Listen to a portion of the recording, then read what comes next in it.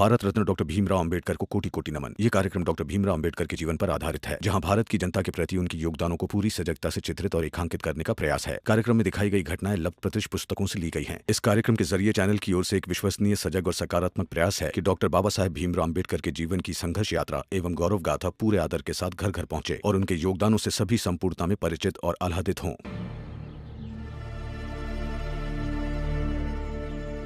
प्रणाम। क्या ये? इनके घर गई तो इन्हें शुद्धिकरण के लिए लेकर आई। मैं नहीं चाहती कि आप सबके भावनाओं के साथ जरा सा भी खिलवाड़ हो, इसलिए शुद्धिकरण करने के बाद ही घर जाऊंगी। कोई नया नाटक शुरू करने की तैयारी कर रही है तू, समझ गया मैं। देख रहे हैं? अरे बहुत तेज है ये लड़की। मैं तो कहता हूं आप सबसे, इससे पहले कि कोई नया प्रपंच खड़ा करे ना, आप सब मिलकर इसे मेरे घर से निकलवाने का प्रबंध कीजिए। देखिए ना बाबा को, अगर इन्हें बहस ही करनी है, मुझे डांटना ही है, तो घर के अंदर चलिए ना। जितना कहना है कह लीजिएगा। मेघनाथ जी, अगर बहू कह रही है तो शुद्धिकरण करवा दीजिए ना। देख नहीं रहे हैं आप इसका तेवर? जरूर उस भीमराव ने इसे कुछ समझाया है, तभी ऐसे बोल रही है ये। बाबा ऐसा ना कहिए, अपनी बहू पर थोड़ा तो विश्वास कीजिए, और मैं वापस नहीं मिलने जाऊंगी भीम भाऊ से। मेघनाथ जी, जब बहू बोल रही है तो विश्वास कीजिए, शुद्धिकरण करा के घर ले जाइए इसे। अरे आप समझ नहीं रहे, ये कोई नया नाटक रच रही है। अरे मेघनाथ जी, हम सब यहीं तो है। कुछ करेंगे तो फिर से आ जाएंगे वापस। हाँ पंडित जी, आप इन्हें ले जाइए और इनका शुद्धिकरण करवा दीजिए।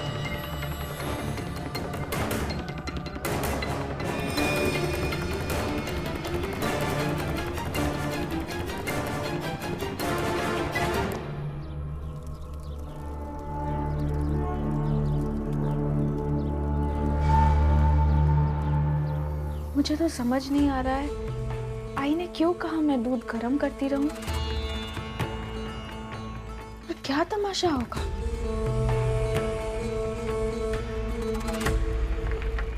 करुणा, करुणा, कब से दूध ही गर्म कर रही है?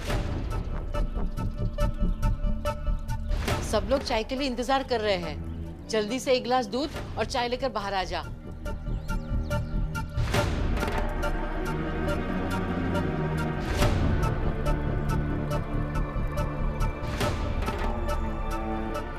देखो, सुबह से बेचारी करुणा का हाथ दर्द कर रहा है। वो दीदी ने घरेलू दवा बताई थी, मगर काम नहीं किया दवा ने कुछ। अगर बाहर जाओगे तो करुणा के लिए दवा लेते आना।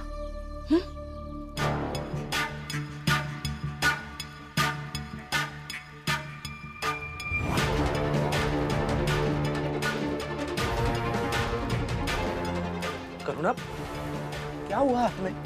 लाओ दिखाओ मुझे।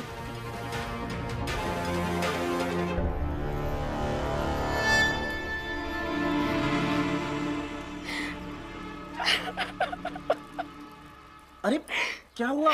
रो क्यों रही हो? हाथ दर्द कर रहा था, मगर फिर भी चाय बना रही थी ना, लेकिन सुनना नहीं है।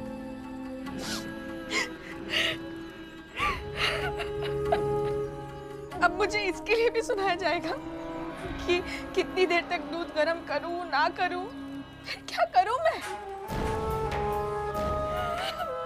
और बाला, दिक्कत ये है ना कि हम अगर बाहर जाकर कुछ भी कहेंगे तो सब हमसे लड़ने लगेंगे। वो हम भीम के पक्ष में नहीं है ना, तो हम जो भी कहते हैं सब गलत ही होता है।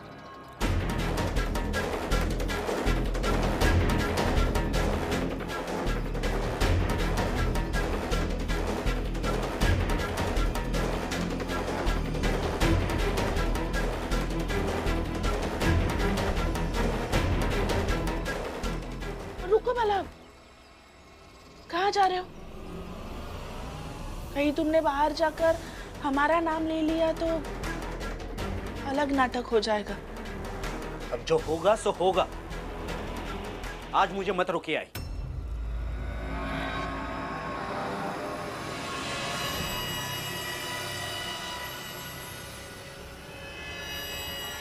चल अभी बाहर, ये चाय रमा आकर बनाएगी, हम चलकर तमाशा देखते हैं। चल। भीम भाव, आप ऐसे लोगों की बातों में ठंड में रहने मत निकल जाया कीजिए। आप में रमा में हिम्मत है, हम सब में हिम्मत नहीं है। हम आपको रमा को ऐसे परेशानी में नहीं देख सकते। लक्ष्मी बेटा, ये सब बात करने का कोई मतलब ही नहीं है। तू चाहे जितना भी कह ले। हाँ, लेकिन शायद भीम ये कह देगा अभी कि भाभी आगे से मैं ध्यान रखूंगा। लेकिन मैं भीम को अच्छे से जानती हूँ। अगर वो किसी को मुसीबत में देखेगा ना, तो वो अपना कोई ध्यान व्यान नहीं रखेगा। उसे मदद करने के लिए वो खुद को तकलीफ में डाल देगा। और उसकी पत्नी रमा पति का हर कदम में साथ देगी, कभी पीछे नहीं हटेगी। इसलिए इस मसले पर बात करने से कोई फायदा नहीं। अब भी एक गिलास दूध और रमा एक गिलास चाय पिएगी तो दोनों भी ठीक हो जाएंगे। लेकिन सवाल यह है कि चाय मेरी पत्नी क्यों बना रही है? क्या मतलब है कि क्यों बना रही है? मतलब यह है बाबा, जब मेरी पत्नी का हाथ दर्द कर रहा है तो क्या हमारे घर में ऐसा और कोई नहीं है जो चाय बना सके? लेकिन बाला बेटा, हमें कैसे पता चलेगा? सपना थोड़ी आएगा कि उसके हाथ में दर्द हो रहा है। हुआ, इस उम्र में झूठ बोलना अच्छी बात नहीं है। आपसे ये उम्मीद तो नहीं थी मुझे। आपको सच में नहीं पता था? जबकि करुणा ने आप ही से तो घरेलू उपाय के बारे में पूछा था ना?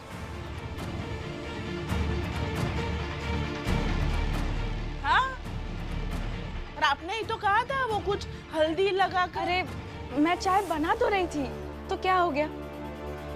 क्यों आ गए यहाँ लड़ने? चलिए अंदर चलिए। अंदर तो मैं चलूंगा ही, लेकिन ये सब एक बात कान खोलकर सुन ले और अच्छे से समझ ले कि मेरी पत्नी भीम और रमा के विरोध में है। सिर्फ इस एक वजह से उसे एक पैसे की भी सजा नहीं मिलेगी। बाला, तुम जाओ यहां से, क्योंकि तुम्हारा दिमाग कभी भी सही दिशा में नहीं सोचता है। बाबा शांत हो जाइए। इतनी बहस क्यों हो रही है? चाय बनाने की बात है ना, रमा बना देगी चाय। जाओ रमा, चाय बना। भीम, ये बात पहले बोलनी थी ना कि रमा जाकर चाय बना दो। अब जब हंगामा हो रहा है तब कह रहे हो जाओ रमा चाय बना दो।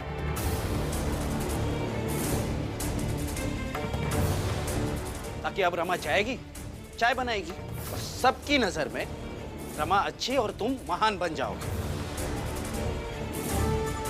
कि घर के झगड़े को भीम ने रोक लिया। बाला भैया, आपसे दीदी ने और आई ने क्या कहा है मुझे नहीं पता है, अगर जो भी कहा है वो गलत कहा है। अरे ये रमा क्यों सबको गलत और खुद को सही साबित करने लग जाती है? दीदी, एक तो आप सही समय पर बीच में घुसकर जोर से बोलने की आदत ना बदली है। इससे आपको लगता है कि जो सच सामने आ सकता है वही आप बोलकर सब कुछ उलझा देती है और सामने वाले का सच छुपा लेती है। हाँ, सच तो सिर्फ तू और तेरा पति ही बता सकता है। तुम दोनों ही जानते हो ना, बाकी हम सब तो झूठे हैं। बस बस जीजाबाई, शांत हो जा। समझती हूं मैं, और रमा भी समझती है कि तुम दोनों ये सब क्या कर रही हो और ये करके क्या पाना चाहती हो।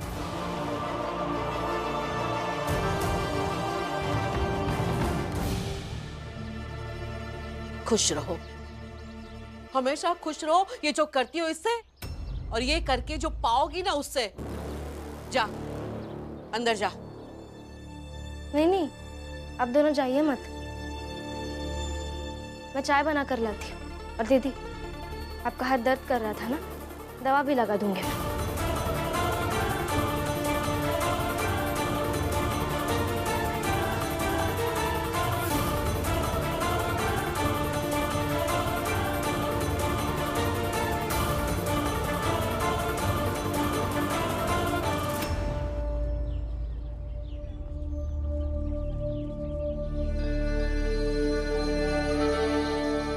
शुद्धिकरण करवा कर आई हूँ, पीजिए चाय।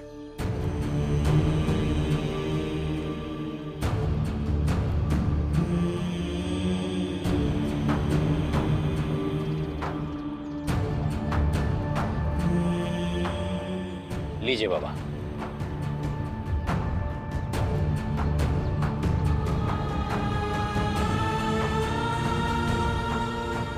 बाबा, जब से भीम की चाल से आई ना, अपनी हद में रह रही है। लगता है कि भीम ने इसे अच्छे से समझा दिया है। यहाँ रहना है तो हमारे हिसाब से रहे। बढ़िया। नहीं, बल्कि मैं भीम भाऊ को चुनौती देकर आई हूँ। क्या? चुनौती देकर आई है? अब कौन सी चुनौती? यही कि आपके बाबा बिना चादर के कब रहेंगे, ताकि मैं भीम भाऊ को बता सकूं कि मेरे पति से उनके पिता उतना ही प्रेम करते हैं जितना भीम भाऊ मुझसे करते हैं। नाटक नहीं, बिल्कुल। अगर आपको ये सब नाटक लग रहा है तो एक रात बिना चादर के रहकर आप अपना प्रेम साबित कर दीजिए। और वैसे भी भीम भाऊ कहते हैं संदेह की स्थिति को खत्म करने के लिए प्रमाण दे देना चाहिए। मैं इंतजार करूंगी और शायद मेरे पति भी इंतजार करेंगे कि उनके पिता उनसे कितना प्रेम करते हैं। पागल हो गई है तू? जब से आई है एक ही रट लगा रखी है, ठंड में कब सोएंगे, ठंड में कब सोएंगे। अरे नहीं सोना मुझे ठंड में। दिमाग खराब कर दिया है पापा।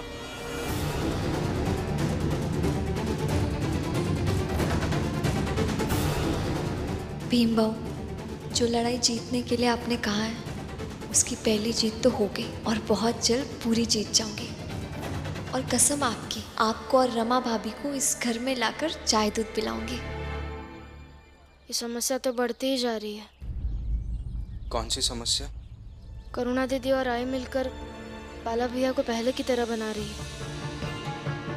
लेकिन मैं ये समझ नहीं पा रही हूँ कि बाला भैया बन क्यों रहा है। क्या है ना रमा, बाला भैया के मन की जमीन पर एक ऐसी फसल पहले भी उग चुकी है जैसी फसल करुणा भाभी अभी उगाना चाहती हैं। इसीलिए उनको भड़काना, उनको बरगलाना बहुत आसान है उनके लिए। मगर इससे समस्या बढ़ रही है, उसका क्या? घर में कलेश बढ़ रहे हैं, उसका क्या? इसका कुछ नहीं कर सकते रमा। हमारे समझाने से भी कुछ नहीं होगा, बल्कि हमें इंतजार करना होगा कि एक ऐसा समय आ जाए जब बाला भैया को खुद पता चले कि करुणा भाभी जो कर रही हैं वो गलत है और उनके हर गलत चीज के पीछे जीजाबाई जी है। लेकिन तब तक तो बहुत नुकसान हो जाएगा। रिश्तों में जब आग लगती है तब नुकसान तो होता ही है रमा, सबका नुकसान होता है, हमारा भी होगा। भीम भैया, भीम भैया, जल्दी अंदर चाल में चलिए ना।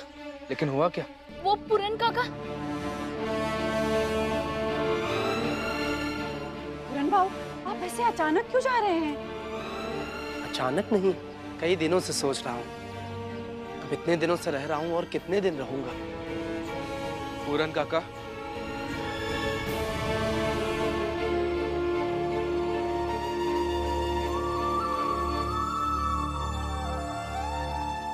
कितने दिन रहूंगा का क्या मतलब है? आप ही का घर है ये, आपकी ही चाल है। हाँ भीम, सही कह रहे हो तुम, ये मेरी ही चाल है। लेकिन अब मैं सोच रहा हूँ मुझे आगे बढ़ना चाहिए। मैंने इन्हें समझाने की बहुत कोशिश की, मगर समझ नहीं रहे हैं। अब तू ही समझा। लेकिन पूरन काका, आपको यहाँ रहने में दिक्कत क्या है? कोई दिक्कत नहीं है रमा बिटिया, तुम लोगों के रहते भला दिक्कत क्या होगी। बस सोच रहा हूँ अब अपनी जिम्मेदारी खुद ही उठाऊं। पहले सोच रहा था पुणे चला जाऊंगा, वहीं कुछ काम वाम ढूंढ लूंगा, पर अब सोच रहा हूँ यहीं बम्बई में ही रहूंगा, ताकि जब मन करे आप लोगों से मिलने आ जाया करूंगा, भीम और रमा से बात करने आ जाया करूंगा।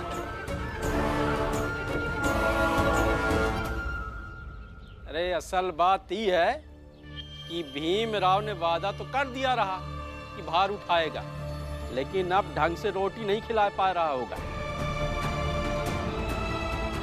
और मारे शर्म के आधी रोटी खाकर कौन रहेगा? नहीं जनार्दन भाऊ, गलत कह रहे हैं आप। जहां सम्मान और प्रेम का हिसाब रखा जाता हो वहां रोटी का हिसाब नहीं रखते हैं। यहां तो मैं भूखे और प्यासे भी रह लूंगा।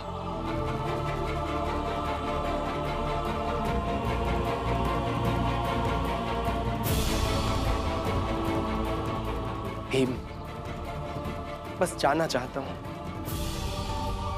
जाने दो मुझे।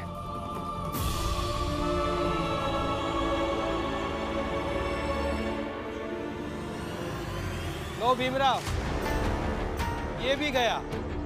तुम जिसका सहारा बने वो सब गए।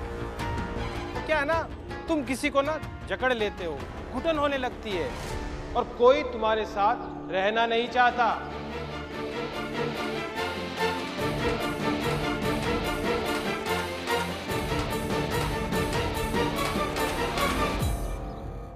पूरन भाव,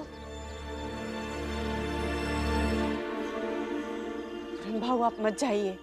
नहीं, मुझे जाने दो, रोकने का कोई फायदा नहीं। मैं अपने फायदे और नुकसान के लिए नहीं रोक रही हूँ आपको। मैं तो बस ये कह पा रही हूँ जो मैं भीम के चेहरे को देख पा रही हूँ, पढ़ पा रही हूँ।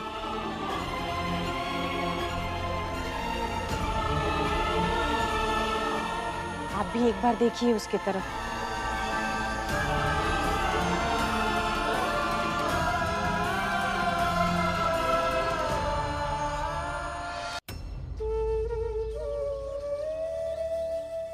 पूरन भाव, ये भीम है ना, ये बहुत अजीब है, बहुत दुख, तकलीफ, अपमान झेल रहा है।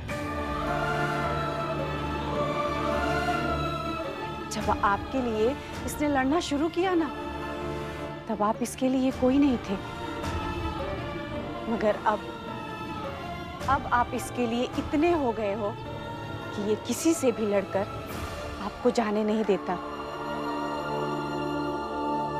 और किसी से भी क्या, वो आपसे भी लड़कर आपको रोक लेता, मगर वो बहुत मजबूर है अपने घर के मसले, अपने रोटी भाजी के हिसाब करने में। आपको रोकने का सोच कर भी आपको रोक नहीं पा रहा है।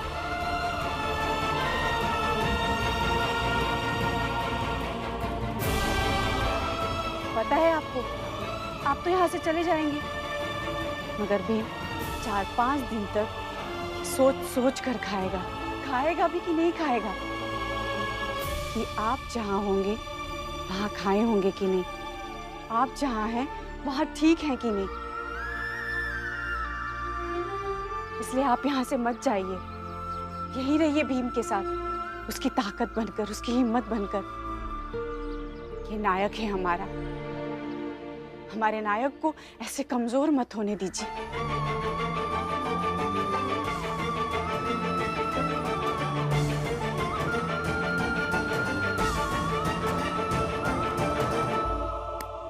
वाह शोभा वाह! देखो भाइयों, देखो, जो औरत अपने पति को नहीं रोक पाई, वो आज एक गैर मर्द को रोक रही है।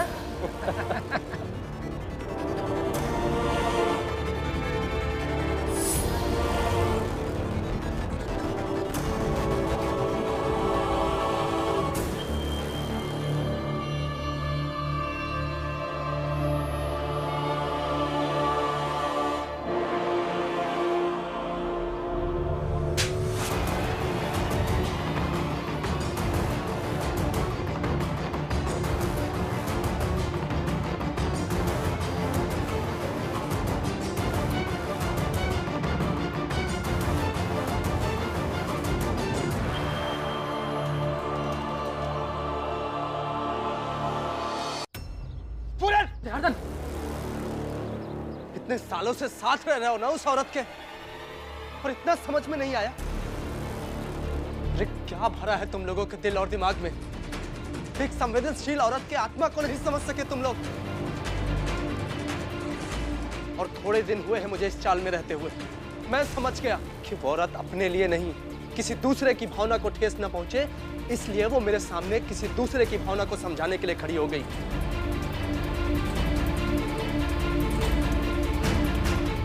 और सुन लो सब लोग, अब मैंने इरादा बदल दिया है। कहीं नहीं जा रहा मैं, इसी चौल में रहूंगा।